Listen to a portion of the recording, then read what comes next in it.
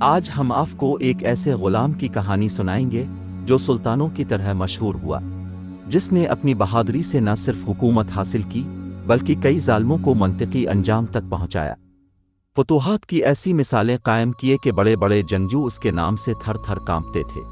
تاریخ منگولوں کے ظلم سے بھری پڑی ہے، لیکن اس غلام نے منگولوں کی ایسی کمر توڑی کہ وہ دوبارہ سر نہ اٹھا سکے۔ یہ غلام ایک عظیم فاتح، دلیر جنگجو اور عالم اسلام کا ایسا ہیرو بنا جس کا نام سنتے ہی دشمن پر اپنے قلعوں میں لرزاں طاری ہو جاتا۔ جی ہاں، ہم بات کر رہے ہیں سلطان رکن الدین بائے برس کی۔ رکن الدین کے بارے میں کہا جاتا ہے کہ وہ بھیس بدلنے کا بے حد شوقین تھا۔ کبھی وہ گداگر کا روپ دھارتا تو کبھی مہمان بن کر دسترخوان پر اکیلا مزے اڑاتا دکھائی دیتا۔ بھلا کا حاضر دماغ تھا، فطری طور پر جنگجو تھا، اس کی عسکری صلاحیتیں دشت و صحرا میں پروان چڑھیں۔ وہ نسلاً ایک تورک تھا جسے غلام بنانے کے بعد دمشق میں فروخت کر دیا گیا۔ کہا جاتا ہے کہ منگولوں نے بھی اسے غلام بنا کر شام میں فروخت کر دیا تھا۔ وہ مملوکوں کے جتھوں میں بطور تیر انداز شامل ہوا اور بالآخر ان کا سردار بن گیا۔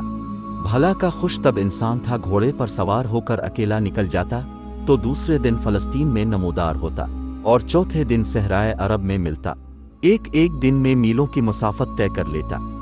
جب سلطان بنا تو اس کے مشیروں اور وزیروں کو بھی اس کے عزائم کا علم نہ ہوتا۔ ہر شخص کو یہی خیال رہتا ممکن ہے سلطان اس کے قریب بیٹھا اس کی باتیں سن رہا ہو۔ لوگ اس کے کارنامے سن کر خوش ہوتے لیکن اس کے تقرب سے گھبراتے۔ بیان کیا جاتا ہے کہ ایک دن سلطان رکن الدین بائے برس نے ایک تاتاری سپاہی کا بھیس بدلا اور تنی تنہا شمال کی طرف غائب ہو گیا۔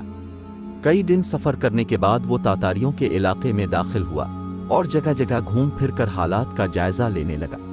مختلف زبانوں میں مہارت رکھنے کی وجہ سے وہ ہر قسم کے لوگوں میں گھل مل جاتا، اس لیے اس پر کسی کو شبہ نہ ہوا۔ ایک دن اس نے تاتاری علاقے کے کسی نانبائی کی دکان پر کھانا کھایا اور ایک برتن میں اپنی شاہی انگوٹی اتار کر رکھ دی۔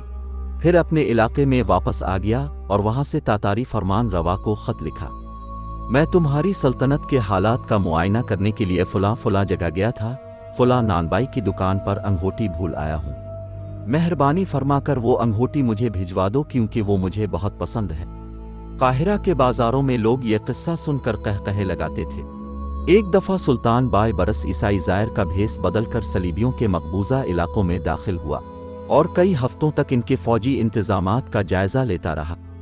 کہا جاتا ہے کہ وہ تقریباً 20 ایسے قلعوں کو دیکھنے میں کامیاب ہوا جو عیسائیوں کی قوت کا مرکز تھے۔ ایک دن اس نے قاصد کا بھیس بدلا اور ایک ہرن کا شکار لے کر سیدھا انطاکیہ کے حاکم بومنڈ کے دربار جا پہنچا۔ جب بائے برس قلعے سے باہر گیا تو بعد میں کسی نے آ کر بومنڈ کو بتایا، فلاں دن جو ایلچی اس کے دربار میں ہرن کا شکار لے کر آیا تھا وہ خود سلطان تھا۔ یہ سن کر بومنڈ پر لرزاں طاری ہو گیا۔ مارکا این جالوت کا ہیرو بھی بائے برس کو ہی کہا جاتا ہے۔ اس کے سامنے جب کوئی ہلاکو خان کے ظلم و جبر کی باتیں کرتا تو سلطان بائے برس قہقہا لگا کر کہتا، وقت آنے دو تاتاریوں کو ہم دیکھا دیں گے کہ لڑنا صرف وہ نہیں جانتے۔ تاتاریوں کے عروج کے دور میں سلطان رکن الدین بائے برس کے دربار میں جب ہلاکو خان کے ایلچی آئے اور بدتمیزی سے بات کی تو رکن الدین نے ان کے سر قلم کر کے قاہرہ کے بازاروں میں لٹکا دیے تاکہ لوگوں کو پتہ چل جائے کہ اب لڑنا ہوگا یا مرنا ہوگا۔ تاریخ گواہ ہے کہ مصر کے اس بہادر نے تاتاریوں کو پہلے ہی مرکے میں ایسی شکست دی کہ اس کے بعد وہ آگے بڑھنے کی ہمت کھو بیٹھے۔ رکن الدین نے 1 جولائی 1277 عیسوی کو وفات پائی اور اسے دمشق کے المکتبہ الظاہریہ میں دفن کیا گیا۔ اللہ تعالیٰ مسلمانوں کے اس عظیم حکمران کو جنت میں اعلیٰ مقام عطا فرمائے۔